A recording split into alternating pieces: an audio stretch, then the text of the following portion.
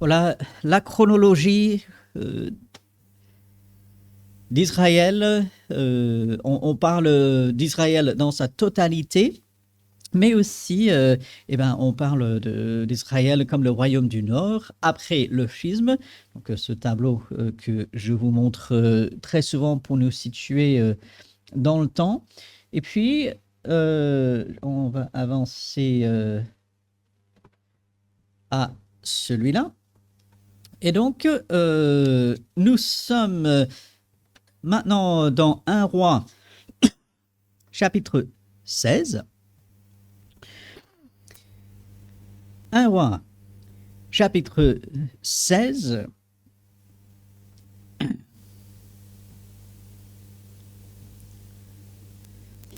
On va prendre en fait la fin du chapitre 15, finalement.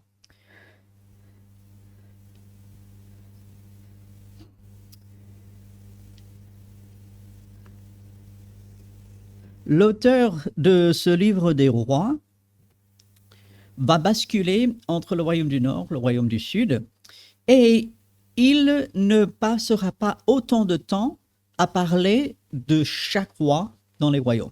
Parfois, il va parler d'un roi pendant tout un passage, pendant plusieurs chapitres. Parfois, un roi va avoir quelques versets. Du coup, on va le voir. Et puis, des raisons semblent nous échapper par moment pourquoi l'auteur va décider de consacrer juste quelques versets à un roi. Et puis, un autre roi, il va consacrer, comme j'ai dit, un passage, plusieurs chapitres. Mais tout va vers son but de faire comprendre à Israël pourquoi ils vont en captivité. Ça, c'est une des choses. Comment est-ce qu'on est arrivé là? Ça commençait bien avec David, ça commençait bien avec Salomon, mais assez rapidement, ça a dégénéré. Donc, voilà. Dans 1 roi 15, à partir du verset 25, nous voyons Nadab, qui est censé nous rappeler les fils d'Aaron, en fait, qui étaient, j'allais dire qui étaient méchants, qui ont désobéi à Dieu, qui sont morts. Alors, Nadab, fils de Jéroboam, régna sur Israël la seconde année d'Asa, roi de Juda. Donc, si vous regardez l'écran, donc Roboam, lui, il va régner. Ensuite, il y aura son fils Abijam, dont nous avons parlé la semaine dernière. Ensuite, Asa également. Et c'est juste au début du règne de Asa, si vous regardez, que Nadab va régner. Mais il va régner seulement 2 ans. Une caractéristique de toute cette période, c'est l'inconstance, c'est des changements, et c'est ce que nous voyons ici. Pourquoi? Verset 26. Il fit ce qui est mal aux yeux de l'Éternel, et il marcha dans la voie de son père, alors son père Jéroboam, donc qui avait bâti des idoles, qui avait détourné le peuple du vrai culte à Dieu, se livrant au péché que son père avait fait commettre à Israël. Baïcha, fils d'Akija de la maison d'Issachar, conspira contre lui. Donc, c'est la première fois dans ce livre qu'on va parler de conspiration, mais ce sera loin d'être la dernière fois. Et Baïcha le tua à Gibeton, qui appartenait aux Philistins, pendant que Nadab et tout Israël assiégeaient Gibeton. Donc, Baïcha, ici, au moment d'une bataille, se dit « Ah, maintenant, moi, je veux prendre la royauté ». Et pire que cela, verset 28, Baïcha le fit périr la 3e année d'Asa, roi de Juda, et il régna à sa place. Lorsqu'il fut roi, il frappa toute la maison de Jéroboam. Il n'en laissa échapper personne et il détruisit tout ce qui respirait. C'est quand même énorme. C'est un massacre, c'est de la méchanceté, c'est humain. Complètement la colère, la jalousie, ça vient en fait de la jalousie. Pourquoi on va tuer toute la famille du roi précédent? Pour ne pas avoir quelqu'un qui puisse prétendre reprendre le royaume. Par contre, il y a cet élément dans le verset 29 qu'il faut relever, selon la parole que l'Éternel avait dite par son serviteur Akija de Silo. Dieu avait déjà annoncé à Jéroboam ce qui allait arriver. Oui, si on se souvient, et pour ça, au chapitre 14, Jéroboam avait déjà reçu cet avertissement, ta maison sera détruite, elle sera éliminée. Mais réfléchissons, Jéroboam, qui entend cela, ah, il y a le jugement annoncé de la part de Dieu sur ma maison. Quelle devait être la réaction de Jéroboam?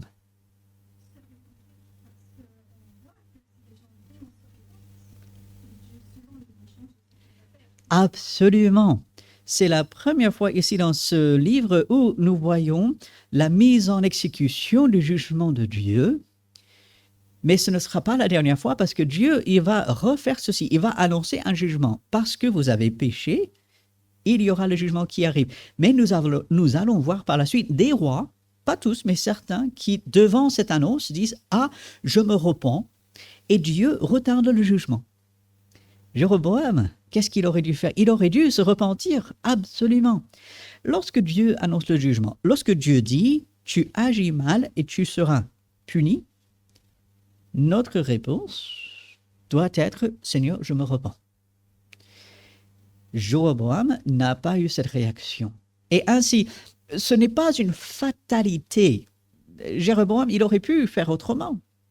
Mais parce qu'il ne l'a pas fait, il s'est appuyé sur lui-même, il s'est appuyé sur sa propre connaissance. Bien sûr, il a reçu le juste jugement de Dieu.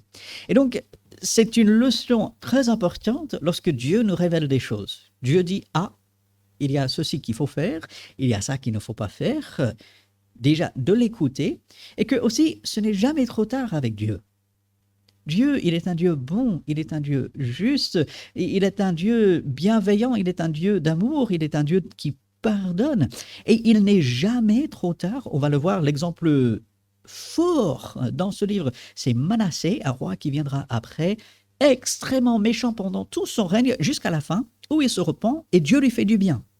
C'est incroyable. Donc avec Dieu, ce n'est jamais trop tard. C'est quelque chose de tellement merveilleux.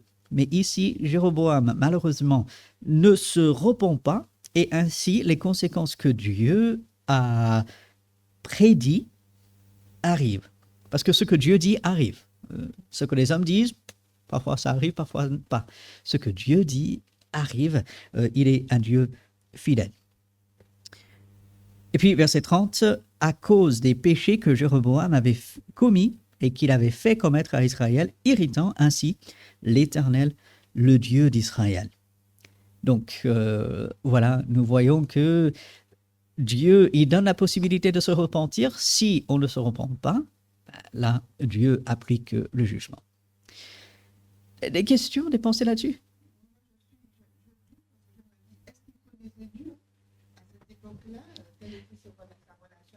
Si, en fait, ils connaissaient très bien Dieu parce qu'ils avaient la loi. Ils avaient le livre d'Exode, ce qui pour nous correspond au livre d'Exode. Ils avaient le livre de Deutéronome qui était la loi que le roi était censé faire écrire pour lui-même. Jéroboam savait très bien ce que Dieu attendait de lui parce que les veaux d'or qu'il va mettre en place, il va le faire précisément pour empêcher les gens d'aller à Jérusalem. Donc, il sait qu'on doit aller à Jérusalem, c'est ce que Dieu veut. Mais il dit, ah non, si les gens vont à Jérusalem, ils risquent de se retourner contre moi. Donc ça, je ne veux pas. Donc, je vais faire ma religion à ma sauce, prétendre qu'on adore le vrai Dieu, mais finalement, c'est un mauvais culte. Et puis, Dieu lui envoie des prophètes. Dieu lui dit clairement ce qu'il doit faire. Donc, si c'est une question d'ignorance, Dieu est compatissant avec l'ignorance. Il ne l'excuse pas, mais Dieu est compatissant avec l'ignorance. Jéroboam n'était pas du tout ignorant. Il savait très bien, et ainsi, le jugement sur lui-même et aussi sur toute sa maison, parce que ça ne touche pas que lui. C'est ça qui est terrible. Ça affecte toute sa famille, en fait.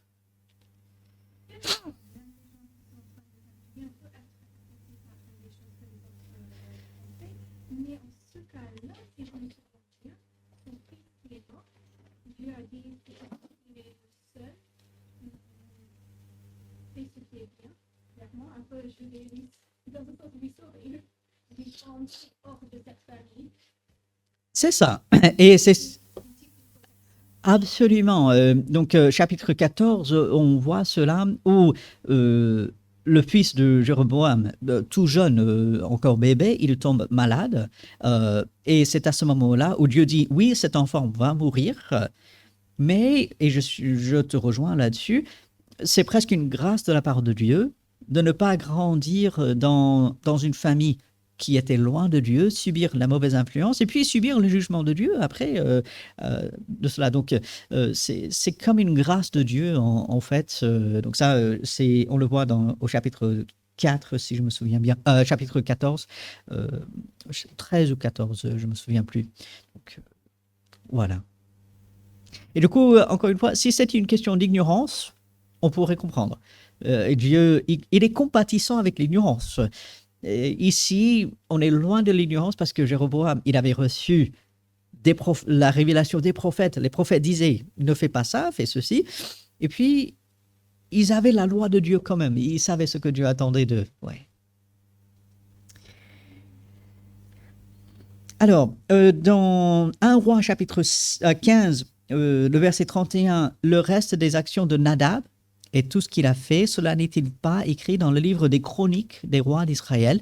Alors, souvenons-nous, ce n'est pas forcément le livre des chroniques que nous avons dans notre Bible, même si ça y ressemble, mais le livre des chroniques écrit après le livre des rois. Ensuite, verset 32, il y eut guerre entre Asa et Baïcha, roi d'Israël, pendant toute leur vie. Ils sont toujours en conflit.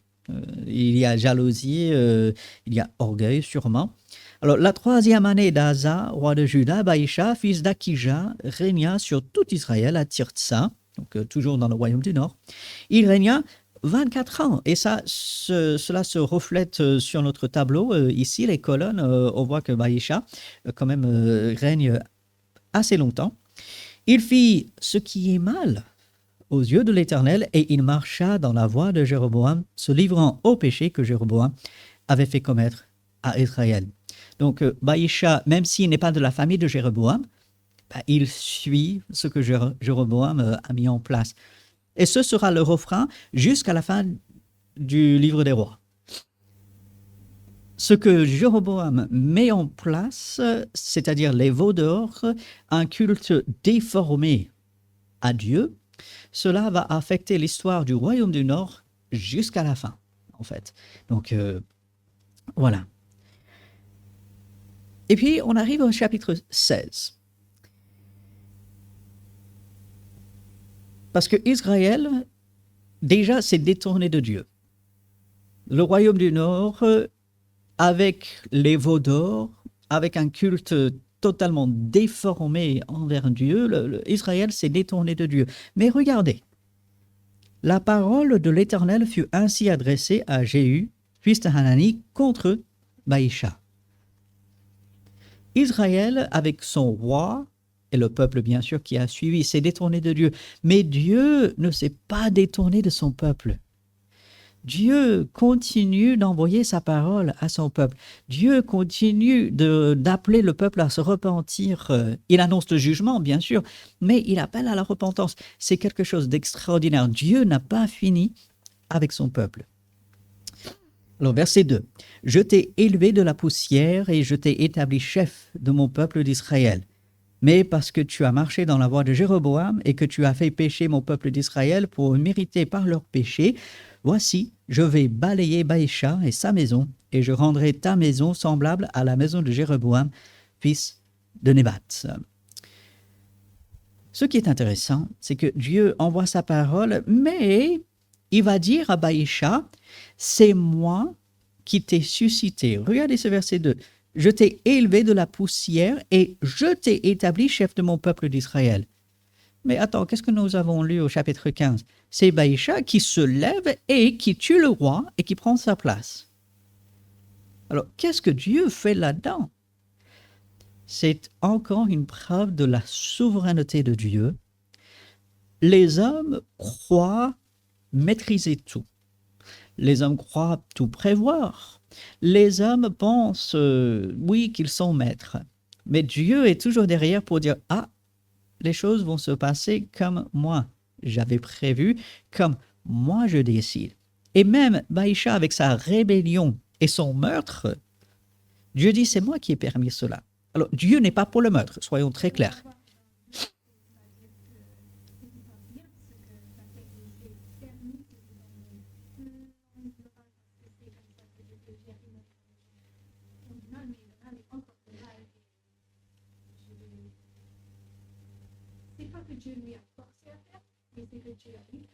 Tout à fait. Et, exact. Et Baïcha lui-même sera puni. Oui, et on voit, Dieu n'est jamais l'auteur du mal. Comprenons très bien.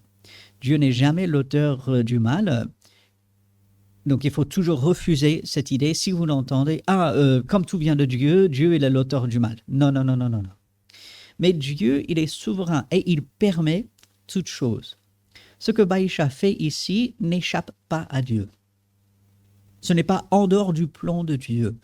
Non, ça rentre carrément là-dedans. Et même si Baïcha fait le mal, et le mal reste le mal, et c'est très bien de le dire, et il faut retenir cette phrase, le mal est toujours le mal. Toujours. Dieu est tellement grand qu'il peut se servir du mal que les hommes font pour accomplir ses desseins. Et c'est encore une fois quelque chose qu'on verra à travers ce livre. Et donc, même si c'est Baïcha qui se lève, qui se rebelle, qui tue le roi, qui tue toute sa famille, Dieu est toujours derrière en disant, bah, finalement, ça vient de moi. C'est pour accomplir mon dessein.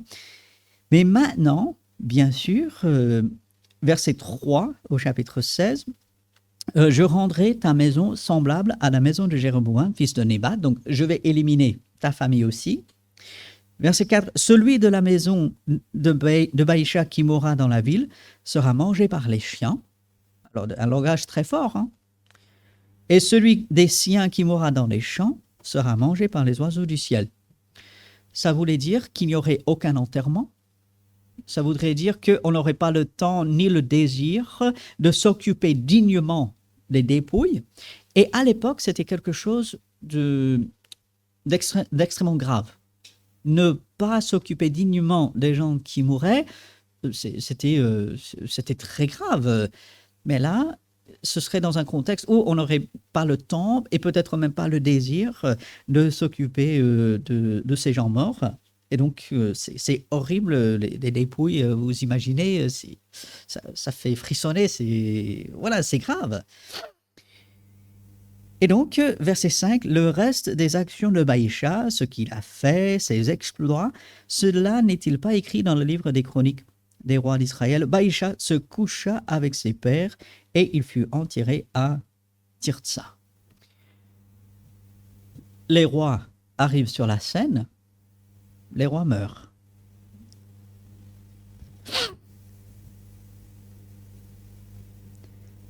C'est quelque chose parce qu'ils sont humains.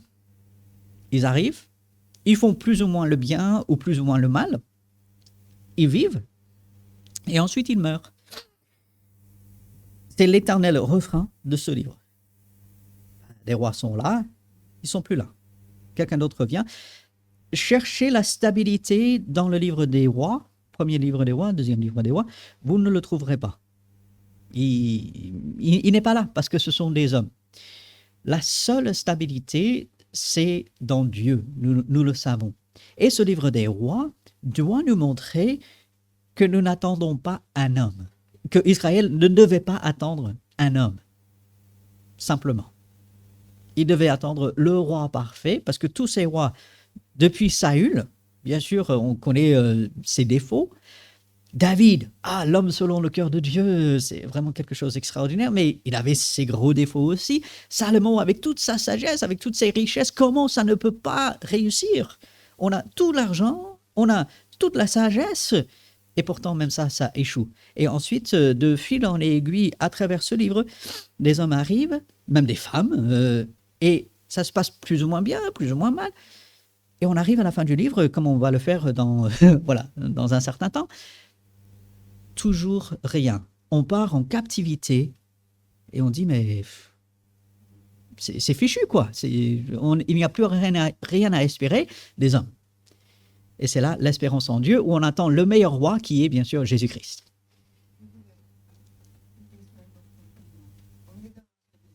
Oui. Absolument. Oui. Alors, c'est un peu complexe parce que comme Jésus est Dieu, il est là aussi. Mais oui, c'est un peu complexe. Et le Saint-Esprit est là aussi. Hein. Donc, parce que c'est un seul Dieu. Mais effectivement, quand on parle, que ce soit Dieu, quand on voit éternel, on est en train plus de parler de Dieu le Père. On va voir l'ange de l'Éternel plusieurs fois, et presque toujours quand on voit cela, moi je suis persuadé que c'est Jésus qui se présente avant son incarnation. Donc l'ange de l'Éternel n'est pas un simple ange, mais presque toujours c'est Jésus qui se présente avant son incarnation à certaines personnes dans des buts précis. Et puis, on a le Saint-Esprit qui saisit certaines personnes, donc à travers l'Ancien Testament. Donc, voilà. Mais Dieu, le éternel, on est en train de parler plus de Dieu le Père. Oui. Bien que je crois que c'est dans Matthieu, on est en train d'interroger Jésus à un moment donné, et il dit, avant que Abraham fût, moi je suis. Et le « je suis », en fait, c'est le Jéhovah, l'Éternel de l'Ancien Testament. Et tout de suite, les gens, ils ont compris, ils voulaient lapider Jésus parce qu'ils ont très bien compris que Jésus s'associait à l'Éternel de l'Ancien Testament. Mais Dieu, il est un.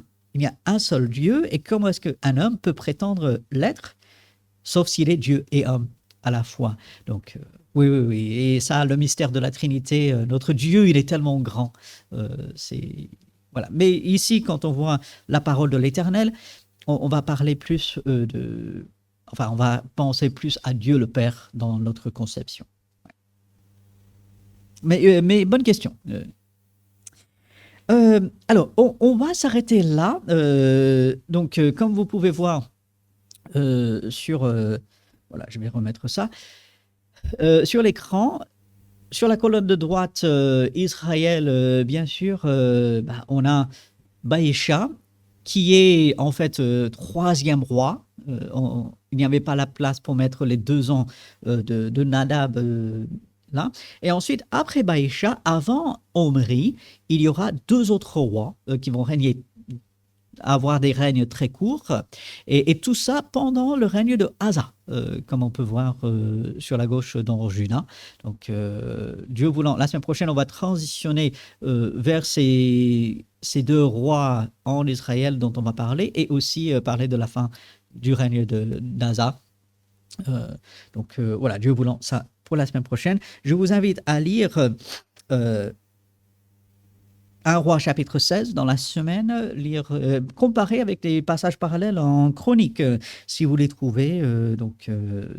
Et remercions Dieu pour le grand roi Jésus-Christ qui est déjà venu, qui rétablit toutes choses.